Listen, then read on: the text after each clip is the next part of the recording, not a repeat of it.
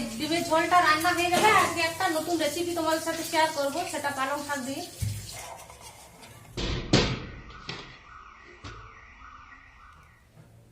Hello বন্ধুরা, good morning, welcome back to our channel. কেমন আছো তোমরা সবাই? আশা করছি সবাই ভালো আছো আর আমরাও ভালো আছি।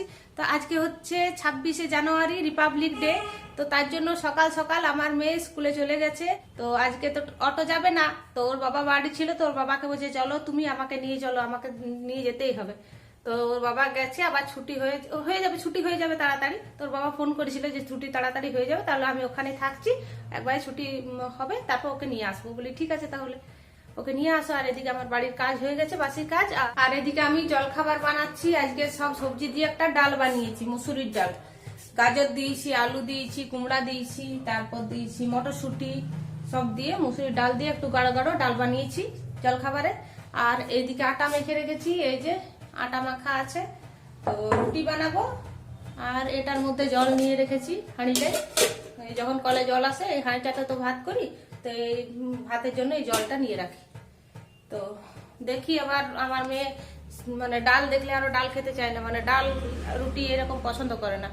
ও আবার কি খায়, ও যদি রুটি না খায় তো ওর জন্য দুটো পরোটা বানিয়ে দেবো, তা না হলে হয়তো মুড়ি খাবে, যে পারবে খাবে। তো ওরা আসুক, তারপরেই রুটি পরোটাগুলো বানাবো। হয়ে গেল? কালকে দেবে। চলো আমি আবার ফটাফট বাল দিব। হ্যাঁ, চলো যাও, ড্রেসটা চেঞ্জ করো, খাবার বানাই। আজ আটা মাখাটা খুবই নরম হয়ে গেছে, বেলতে খুব অসুবিধা হয় নরম হয়ে গেলে। আর একটু বেশি করে মেখে নিয়েছি আটা, একবারে রাতেরও হয়ে যাবে।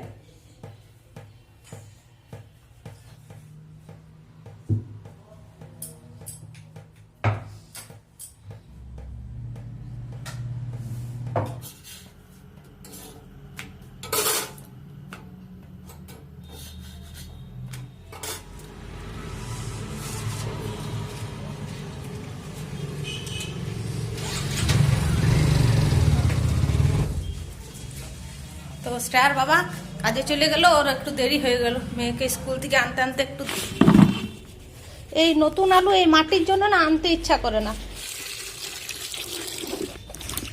ভালো করে ধুয়ে রাখতে হবে আর একবার জল দিয়ে। জলটা কত নোংরা বার হলো দেখো।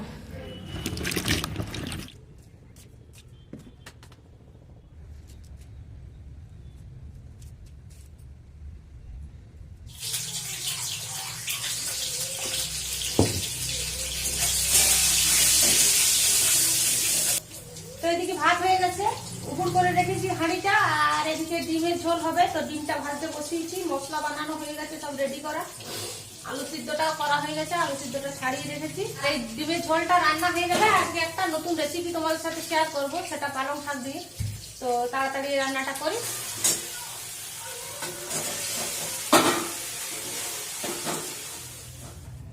তো বন্ধুরা, আজকে আমি একটা নতুন পালং শাক দিয়ে রেসিপি বানিয়ে দেখাবো তোমাদেরকে। তো সেই জন্য পালং শাক নিয়ে নিয়েছি। এখানে দেখো পালং শাকগুলো বেছে নিয়েছি, তারপর ভালোভাবে ধুয়ে নিয়েছি। আর এদিকে আমি কড়াইয়ে বসিয়েছি, কড়াইয়ে হালকা গরম জল বসিয়েছি, পালং শাকটা একটু সেদ্ধ করব। তো দেখো হালকা হালকা জলটা গরম হয়ে গেছে। আমি জলের মধ্যে একটু বেকিং পাউডার দিচ্ছি। বেকিং পাউডার দিলে এই পালং শাকের কালারটা কি এরকমই থেকে যায়। বেকিং পাউডার দিয়ে পালং শাকটা আমি একটু সিদ্ধ করে নেব।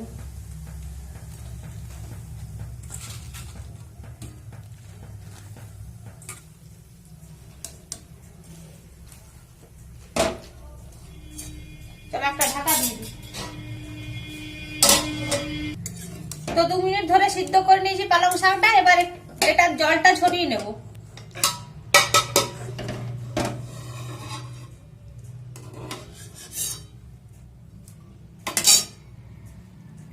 এই যে জলটা ঝরিয়ে নিয়েছি।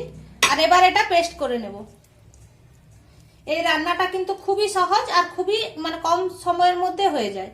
তো এটার মধ্যে আমি একটা কাঁচা লঙ্কা দিয়ে এটা পেস্ট করে নেব। তো এই যে দেখো পালং শাকটা আমার পেস্ট করা হয়ে গেছে। এবার এটা একটা বাটির মধ্যে আমি ঢেলে নেব। তো এখানে আমি যেটা পালং শাকটা পেস্ট করে রেখেছিলাম, তো সেটা একটু পুরু পুরু হয়ে গেছিল, তো সেই জন্য আমি একটু জল মিশিয়েছি। আর এরপর আমি এটার মধ্যে 3-4 চামচের মতো বেসন দিয়ে দেবো। তো বেসনটা একবারেই দেবো না, আস্তে আস্তে একটু করে করে দেবো। আর এটা মানে ব্যাটারটা আমি গুলতে থাকবো।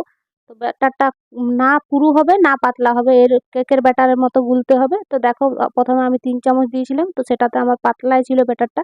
তো তারপর আবার 1 চামচ আমি অ্যাড করেছি।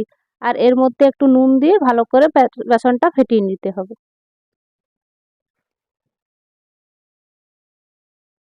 তো এদিকে ব্যাটারটা তো আমার রেডি হয়ে গেছে। আর এই একটা কড়াই বসিয়েছি, তার মধ্যে গরম জল করতে দিয়েছি, আর একটা মাঝে স্ট্যান্ড দিয়ে দিয়েছি। আর এদিকে দেখো এই একটা থালার মধ্যে একটু তেল চারিপাশে লাগিয়ে নিয়েছি।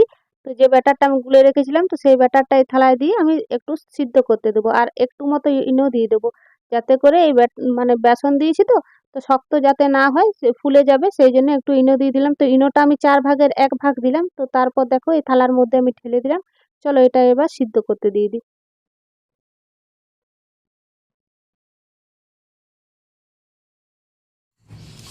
তো যাকে এটা সিদ্ধ হবে তাকে আমি একটা মশলা বানিয়ে নেব। তো এই মশলাটার মধ্যে দেব ধনেপাতা, আর আমি ওই যে জারটায় পালং শাকটা পেস্ট করেছিলাম সেই জারটার মধ্যেই কিন্তু এটা দিচ্ছি, ধুলাম না আর আলাদাভাবে। ধনেপাতা দিয়েছি, একটা টমেটো, কাঁচা লঙ্কা, রসুন আর আদা, এগুলো সব দিয়ে আমি একটা পেস্ট বানাবো। তো এই যে আমার মশলাটা বানানো রেডি হয়ে গেছে। এইদিকে আমার পালং শাক আর বেসন দিয়ে যে ধোকা বা সেটা বানিয়েছি, তো ওটাও সিদ্ধ হয়ে গেছে। নামিয়ে নিয়ে এটা এবার একটু ঠান্ডা হবে, তারপর আমি ছাড়াবো।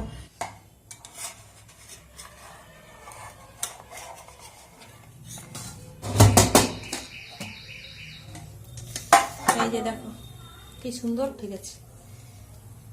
এবার এটা আমি একটা ছুরি দিয়ে কেটে নেব।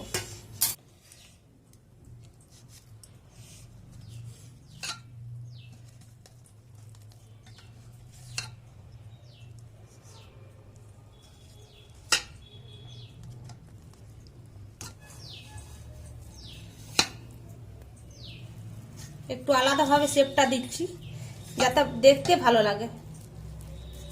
আর এই যে দেখো কত সুন্দর নরম সফট হয়েছে। তো এবার আমি এগুলোকে এলে ভেজে নেব, হালকা করে ভাজবো এগুলো, কিন্তু বেশি ভাজবো না। এপিট ওপিট করে হালকা করে ভেজে নেব।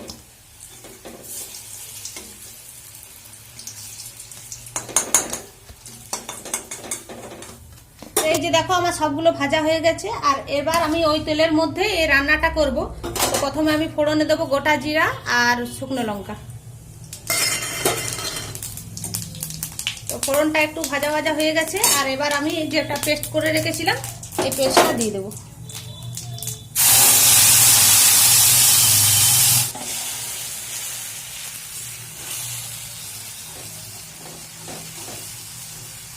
তো মশলাটা আমার 1 মিনিটের মতো ভাজা হয়ে গেছে। আর এরপর আমি দেবো নুন, স্বাদ মতো নুন, একটু চিনি, হাফ চামচের মতো ধনে জিরা পাউডার, আর তারপর দেবো একটু কাশ্মীরি মির্চ পাউডার কালারটা আসার জন্য। আর আমি এই রান্নাটায় কিন্তু একদমই হলুদ ইউজ করব না। চলো এবার ভালো করে সব কিছু দিয়ে আমি মশলাটা ভালোভাবে কষিয়ে নিই। তো দেখো মশলার থেকে তেল ছেড়ে দিয়েছে, মশলাটা আমার ভালোভাবে কষানো হয়ে গেছে। এবার আমি এই যে ধোকাগুলো দিয়ে দেবো।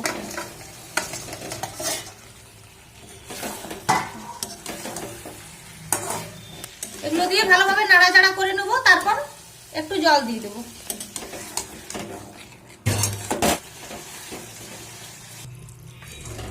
তো এখানে আমি পরিমাণ মতো জল দিয়ে দিলাম। এবার আমি একটা ঢাকা দিয়ে 2 মিনিটের মতো ফুটতে দেবো। তো আমার রান্নাটা পুরোপুরি কমপ্লিট হয়ে গেছে। এবার আমি দেবো একটু গরম মশলা, উপর থেকে একটু গরম মশলা দিয়ে দিলাম, আর একটু কসুরি মেথি দিয়ে দিচ্ছি। আর তার সাথে আমি দিয়ে দেবো একটু ঘি।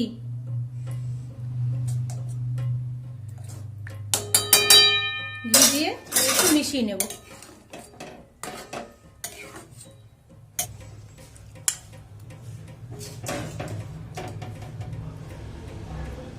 তো রান্নাটা তো পুরোপুরি হয়ে গেছে। চলো এবার একটু টেস্ট করে দেখি।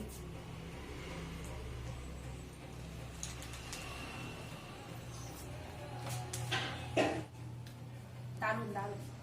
তো বন্ধুরা এখন ঘড়িতে সময় হচ্ছে বিকাল 4টা, আর শ্রেয়ার বাবা এইমাত্র কাজে থেকে এসে খাবার খেতে বসেছে।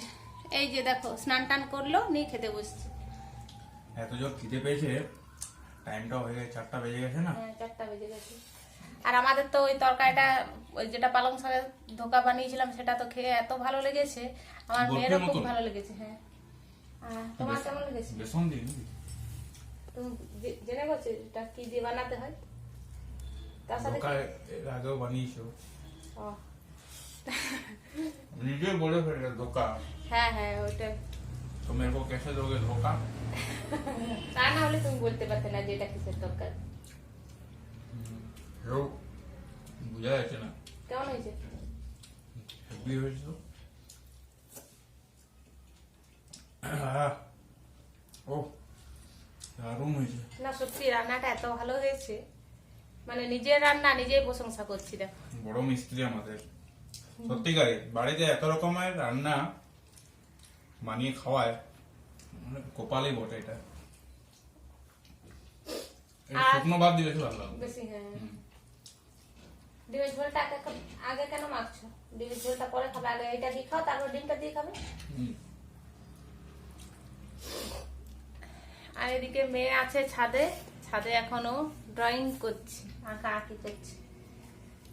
তো চলো আজের মতো ভিডিওটা এখানেই শেষ করছি। তোমাদের সাথে দেখা হচ্ছে আবার একটা নতুন ভিডিওতে। তোমরা সবাই সুস্থ থাকবে, ভালো থাকবে। টাটা। টাটা। মুখে খাবার ভরে